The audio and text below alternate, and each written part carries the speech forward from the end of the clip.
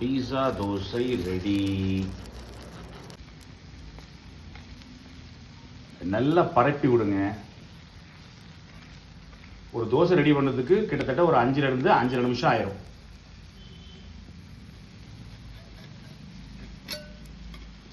ஓரத்துலேருந்து மெதுவாடுங்க.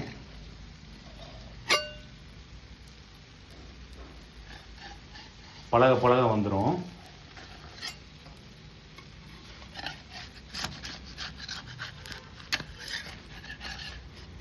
Very good.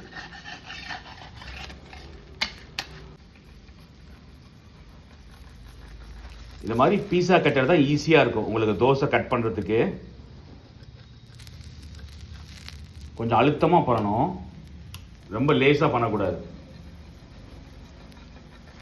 ஸ்ட்ரைட்டாக பண்ணுங்க, கோணலாக பண்ணக்கூடாது, ஸ்ட்ரைட்டாக பண்ணுங்க. இப்போ இது ஒரு ப்ரெசன்டேஷன் டெக்னிக். சென்டரை மட்டும் சுற்றிடுங்க. Very good. ரொம்ப சுடாதுங்க, பயப்பட வேண்டாம், ரொம்ப சுடாது. Very good sir. 4வது தோசையே நீட்டாக உங்களுக்கு ஷேப் வந்துருச்சு. நீங்கள் நல்லா ப்ராக்டிஸ் பண்ணணும். இது யூஸ்வலாக சட்னி தேவையில்லை. நீங்கள் வந்து கடையில் ஒரு சட்னி அரைச்சி கொடுக்கலாம், தேங்காய் சட்னியோ ஒரு தக்காளி சட்னியோ. சாம்பார் கண்டிப்பாக அதுக்கு தேவையில்லை.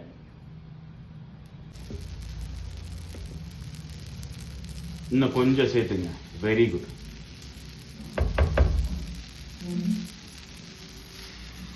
நடுவில் கரண்டி வச்சு நல்லா சுத்துங்க.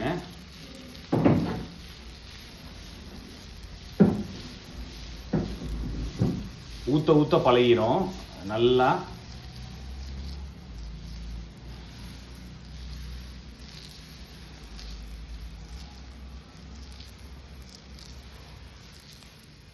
சின்ன குழந்தைங்க பாக்ஸில் பெயிண்ட் அடிக்கிற மாதிரி அடிக்கணும்.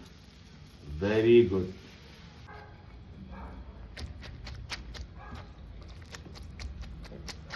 பீஸா சாஸ் நல்லா பவர்ஃபுல்லாக இருக்கும், கொஞ்சம் போட்டால் போதும்.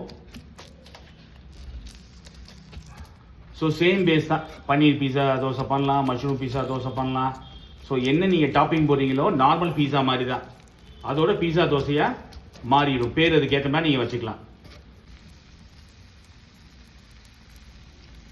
சீஸ் இலைச்சி போட்டால் மட்டும் நீங்கள் ஒரு 20 ருபீஸ் அட்லீஸ்ட் எக்ஸ்ட்ரா வைக்கணும். சீஸை பொறுத்த வரைக்கும் கம்மியாக போட்டால் நல்லா இருக்காது. ஓரளவுக்கு நீங்கள் நல்லாவே அந்த ஒரு கியூபை நீங்கள் போட்டால் தான் டேஸ்ட்டே தெரியும். இந்த தோசை உங்களுக்கு வந்து பெரிய தோசை இல்லையா. பீஸா தோசைனா சீஸ் வந்து மஸ்ட்டு, ஆப்ஷனே கிடையாது. கம்பல்சரியாக சீஸ் வந்துடும். கஸ்டமருக்கு ஆட் ஆன் ப்ரைஸ் நீங்கள் வைக்கலாம். அதாவது வேறு ஏதாவது தோசையில் கேட்டாங்கன்னா எக்ஸ்ட்ரா சீஸ் வேணால் எக்ஸ்ட்ரா சார்ஜுன்னு சொல்லலாம்.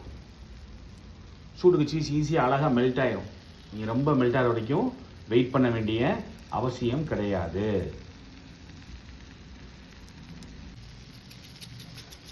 பீஸாவுக்கு போடுற மாதிரி அரிகானோ சில்லி ஃப்ளேக்ஸ் ரெண்டுமே போட்டுக்கலாம்.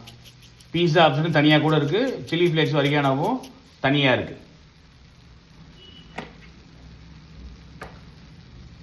கஸ்டமர் எக்ஸ்ட்ரா கேட்டால் அவங்கள எக்ஸ்ட்ரா நீங்கள் தூவிக்க சொல்லலாம். பீஸா தோசைனா சாதாரணமாக 150 ரூபாய்க்கு விற்கலாம். ஏன்னா அந்தளவுக்கு நம்ம செலவு பண்ணியிருக்கோம். ரோட்டு கடையிலே இப்போ வெரைட்டி தோசையெல்லாம் 150 ரூபா வரைக்கும் விற்கிறாங்க. நீ கடையாக போட்டால் இன்னும் கூடவே விற்கலாம்.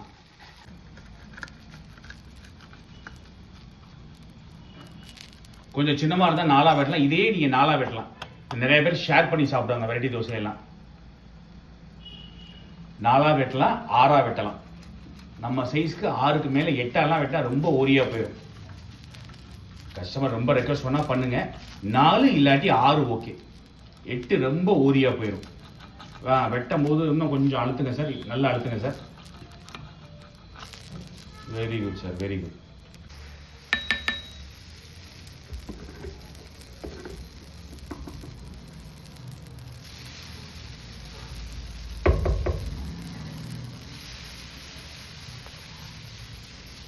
நல்லா ஸ்ப்ரெட் பண்ணுங்க சார்.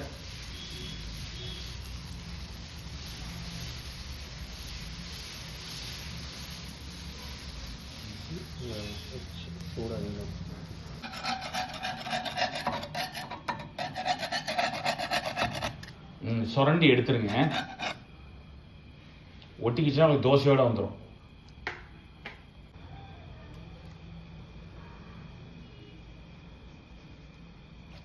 இந்த தோசை கொஞ்சம் க்ரீமியாக இருக்கு, நம்ம ஃப்ரெஷ் க்ரீம் சேர்த்துருக்கோம். நீங்கள் 100 வெரைட்டி காட்டும் போது மாற்றி மாற்றி இந்த மாதிரி வெரைட்டி வந்து மெனுவில் வச்சுக்கலாம். 100 வெரைட்டி தான் வைக்கணும்னு அவசியம் இல்லை. 30 வெரைட்டியை போட்டு வெரைட்டி தோசை கடையாக கூட நீங்கள் ரன் பண்ணலாம். 100 வெரைட்டிங்கிறது வெறும் கான்செப்ட் தானே உங்களுக்கு. பீட்ரூட் நல்ல கலர் கொடுக்குதா?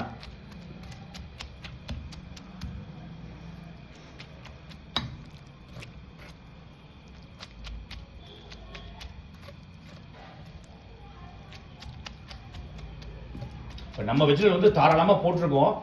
ரேட்டு ரொம்ப கம்மியாக கொடுக்குறீங்க அப்படின்னா வெஜிடபிளோட அளவை கொஞ்சம் குறைச்சிக்கலாம். ரெட் கேபேஜ் யூஸ் பண்ணியிருக்கோம். நீங்கள் ரெட் கேபேஜ் கிடைக்கல அப்படிமா ஒரு சில பசங்க சின்ன ஊருக்கள்லாம், அப்போ நீங்கள் வந்து நார்மல் கேபேஜ் யூஸ் பண்ணிக்கலாம்.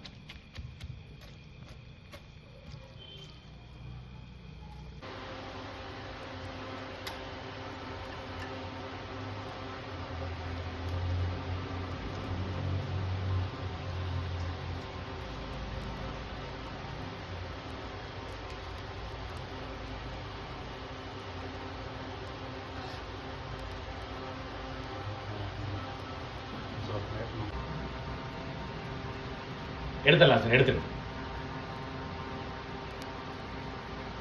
ஸ்டெம்ப் மாதிரி 3 அடுக்கிட்டு மேலே நீங்கள் வைக்கலாம். இல்லை நீங்கள் 4ஐயுமே ரோலாக வச்சு இந்த ஸ்ப்ரிங் ரோல் தோசையெல்லாம் சொல்லுவோம். ரெசிபி கொஞ்சம் வேற, அது பார்ப்போம் நம்ம. வெரி குட், பழகிட்டீங்களா சார், வெரி குட்.